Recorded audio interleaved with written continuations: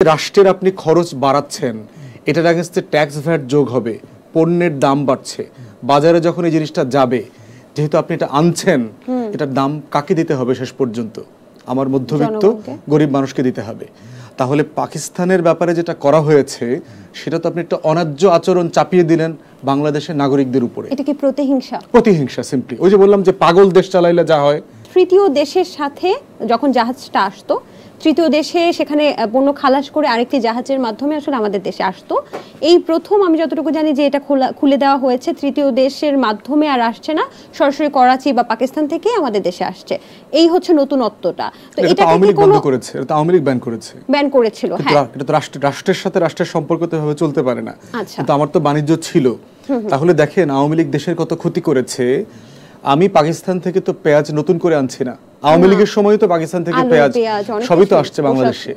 তাহলে তখন পাকিস্তানের পেঁয়াজে তো জ্বালা করে নাই আমার, তখন তো পাকিস্তানের চাল খেলে আমার ডায়রিয়া হয় নাই, তখন তো পাকিস্তানের শিল্পী আসলে তো আমার দেখতে খারাপ লাগে নাই, আতিফের গান শুনতে তো আমাদের খারাপ লাগে নাই, তখন এই আওয়ামী পাকিস্তানি সাম্প্রদায়িক গোষ্ঠী চেতনাবাজদের এত কষ্ট লাগে নাই কেন?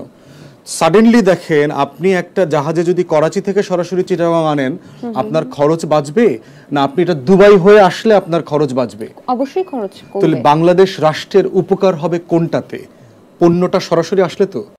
তাহলে এই যে রাষ্ট্রের আপনি খরচ বাড়াচ্ছেন, এটার এগেইনস্টে ট্যাক্স ভ্যাট যোগ হবে, পণ্যের দাম বাড়ছে, বাজারে যখন এই জিনিসটা যাবে, যেহেতু আপনি এটা আনছেন, এটার দাম কাকে দিতে হবে শেষ পর্যন্ত? আমার মধ্যবিত্ত গরিব মানুষকে দিতে হবে। তাহলে পাকিস্তানের ব্যাপারে যেটা করা হয়েছে সেটা তো আপনি একটা অন্যায্য আচরণ চাপিয়ে দিলেন বাংলাদেশের নাগরিকদের উপরে। এটা কি প্রতিহিংসা? প্রতিহিংসা সিম্পলি। ওই যে বললাম যে পাগল দেশ চালাইলে যা হয়। সবাই মোনায়েম খানকে দেখে পাগলরা মনে করতেছে আরে আমিও তো গভর্নর ছিলাম। তো এই জন্য ওই পেঁয়াজের ভিতরে সে পাকিস্তান দেখে, সে আলুর ভিতরে পাকিস্তান দেখে, জাহাজের কন্টেইনারের ভিতরে পাকিস্তান দেখে, এই যে আওয়ামী পাকিস্তানি লীগ। এই বাস্তবতা, এই প্রতিহিংসা থেকে দেশকে বের হয়ে আসতে হবে।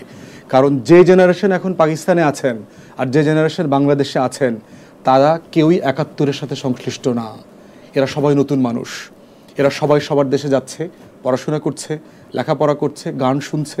বাংলাদেশের মেয়েরা দিব্যি পাকিস্তানের কাপড় পরে বেড়াচ্ছে, বাংলাদেশের মেয়েরা পাকিস্তানের সিরিয়াল দেখছে অনলাইনে, তাদের নায়ক নায়িকাদের দেখছে। তো লট অফ রিলেশনশিপ আছে। আমাদের ছোটবেলা আমরা মনে আছে পাকিস্তানের টিমকে আমরা সাপোর্ট করতাম। ইমরান খান এখনো আইডল।